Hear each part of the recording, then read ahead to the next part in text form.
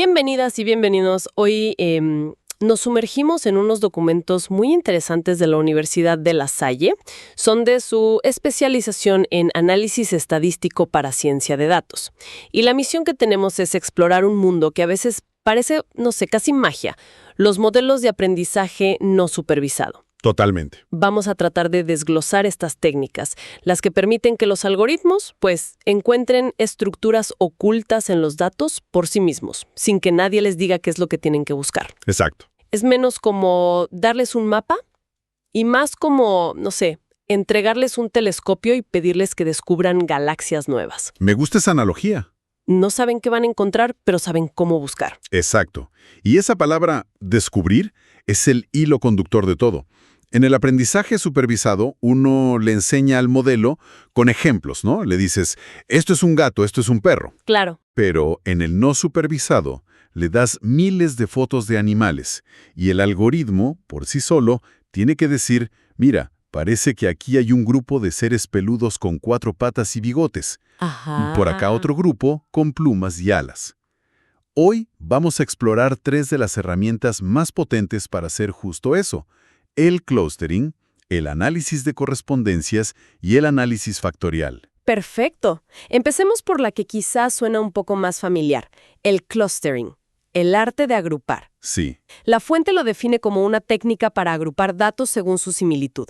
Es como intentar ordenar una biblioteca sin conocer los géneros literarios de antemano. y a veces los grupos que descubres son completamente inesperados.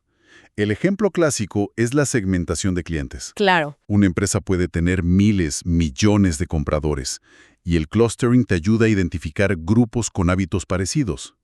Pero lo interesante no es cuando confirma lo que ya sabes. Como que hay cazadores de ofertas. Justo. El verdadero poder es cuando revela patrones que a uno nunca se le habrían ocurrido. ¿Como cuáles, por ejemplo? Pues, imagina que el algoritmo te crea un grupo que mezcla clientes de ingresos altísimos con clientes de ingresos muy bajos. A primera vista dices, esto no tiene sentido. No, para nada. Pero cuando lo analizas, descubres que lo que los une no es cuánto gastan, sino cuándo compran. Ambos grupos compran impulsivamente a última hora del día. Ah, mira tú. Su motor no es el presupuesto, es la conveniencia o la falta de tiempo. Y ese es el tipo de hallazgo que te cambia una estrategia de marketing por completo. Fascinante. Ahora, para que una máquina pueda agrupar, primero tiene que entender qué tan cerca o lejos están las cosas. Los documentos hablan de la distancia de una forma muy matemática. Sí, y es fundamental. Es clave que esa medida de distancia sea lógica. Los documentos lo formalizan con 3 reglas, pero en el fondo es puro sentido común. A ver. Primero, la distancia no puede ser negativa. Segundo, el camino de A a B mide lo mismo que de B a A. Es simétrico. Ok, eso tiene sentido. Y tercero, lo único que está a distancia cero de ti, pues eres tú mismo. Esta base matemática es lo que hace que los algoritmos sean fiables y no arrojen resultados absurdos. Ok, la simetría y la no negatividad pues son lógicas. Pero la tercera regla, la de la identidad, ¿por qué es tan importante establecer en un modelo algo tan obvio como que un punto es idéntico a sí mismo? O sea, ¿qué pasaría si un algoritmo no tuviera esa regla? Es una excelente pregunta. Fíjate que sin esa regla, el algoritmo podría, por ejemplo, considerar que 2 clientes, que son completamente diferentes, Ajá. son en realidad el mismo simplemente porque sus datos son muy parecidos. Podría fusionarlos, perderías información valiosa. La regla de identidad garantiza que cada dato, cada individuo, mantenga su unicidad a menos que sea una copia exacta. Es un seguro contra la simplificación excesiva. Entendido. Entonces, el clustering es fantástico para agrupar datos numéricos. Gastos, edad, frecuencia de compra, todo eso. Exacto. Pero, ¿qué pasa si los datos no son números? No, sino cualidades. Pensemos en marcas, ciudades, profesiones, respuestas de sí o no.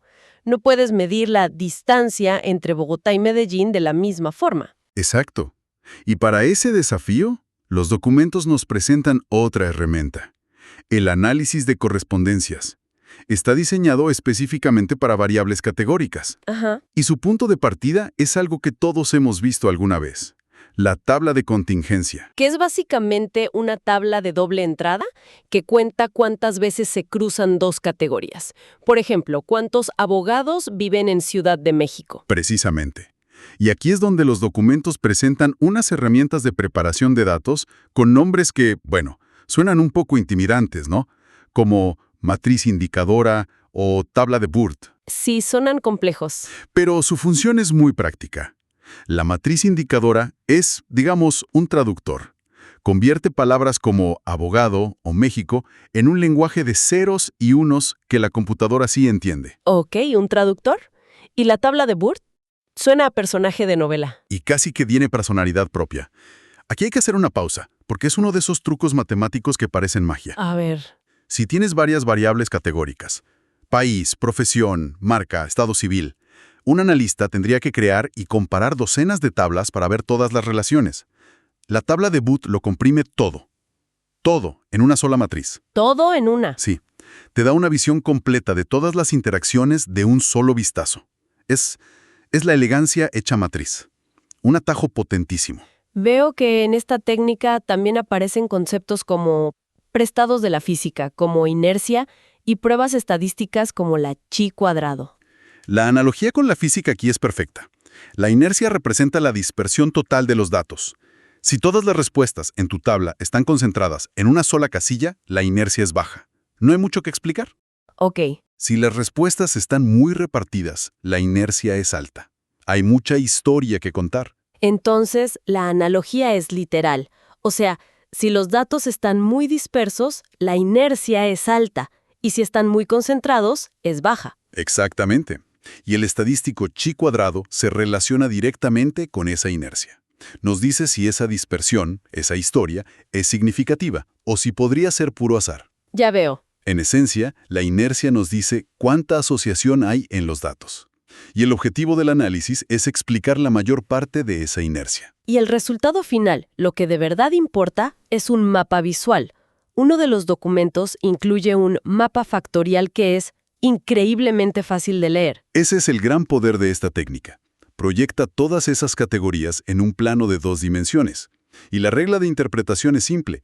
Las cosas que aparecen juntas en el mapa están fuertemente asociadas en la vida real. Ajá. En el ejemplo gráfico de las fuentes, se ve un grupo muy claro con las categorías American y casado con hijo. Y en otra esquina del mapa, casi opuesta, están japonés y soltero. Correcto. Lo que ese mapa te está gritando, digamos, es que en esa muestra de datos, el perfil de un estadounidense tiende a estar asociado con ser casado y tener hijos, Claro. mientras que el perfil de un japonés tiende a estar asociado con la soltería. Te permite visualizar el mercado o la sociedad como una constelación donde vemos qué estrellas tienden a agruparse. Esto nos lleva de forma muy natural a la tercera técnica. Si el clustering agrupa individuos y el análisis de correspondencias mapea categorías visibles, el análisis factorial parece ir un paso más allá. Sí, Busca descubrir dimensiones que ni siquiera podemos ver. La fuente dice que busca encontrar el motor oculto que hace que varias cosas se muevan juntas. me encanta esa analogía del motor oculto, porque eso es exactamente un factor latente. Latente. Latente significa oculto, no observable directamente. Los documentos dan ejemplos perfectos. Satisfacción del cliente o inteligencia. No puedes medir la satisfacción con una sola pregunta. Es un concepto abstracto, un constructo. Pero sí puedes medir cosas relacionadas. Por ejemplo, en una encuesta puedes preguntar qué tan probable es que nos recomiendes, volverías a comprar aquí, cómo calificarías el servicio. Exacto. Esas son las variables observadas. El análisis factorial toma las respuestas a todas esas preguntas y busca un patrón. Si la gente que responde alto en una tiende a responder alto en las otras, el modelo infiere Que hay algo detrás. que debe haber un motor oculto. Sí, una dimensión subyacente que las está impulsando a todas. Y a ese motor lo llamamos satisfacción. Ah, qué interesante. En lugar de analizar 20 preguntas por separado, descubres que en realidad estás midiendo 3 grandes ideas: calidad del producto, servicio al cliente y relación calidad-precio. Para describir esto, el material usa 2 conceptos clave: cargas factoriales y comunalidad. La carga factorial es sencilla.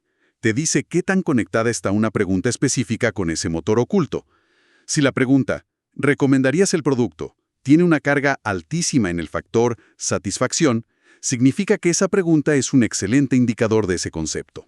Entendido. La comunalidad es un poco más sutil, pero la podemos pensar como una especie de test de ADN para tus preguntas. ¿Un test de ADN? Explícame eso. Bueno, si el factor latente que investigamos es, digamos, amor por la comida picante, una pregunta sobre el uso de salsa Tabasco tendrá una comunalidad altísima. Comparte mucho ADN, es de la misma familia conceptual. Claro. Pero una pregunta sobre tu postre favorito tendrá una comunalidad muy baja.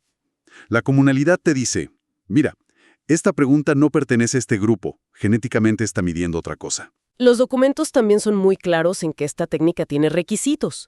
No es algo que se pueda aplicar así como así a cualquier conjunto de datos. Y ese rigor es muy importante. El análisis factorial solo tiene sentido si las variables que mides están, de hecho, correlacionadas entre sí. Ajá. Si no hay una tendencia a que se muevan juntas, no hay un motor oculto que encontrar.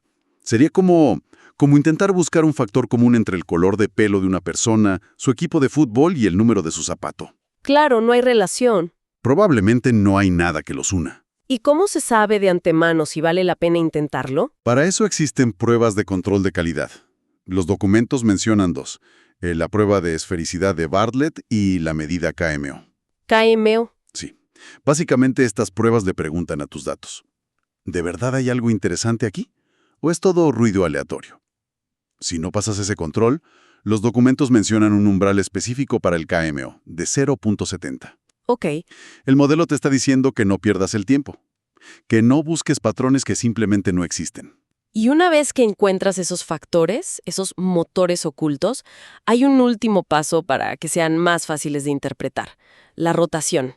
Mencionan la rotación Varimax. La rotación es como ajustar el enfoque de una cámara.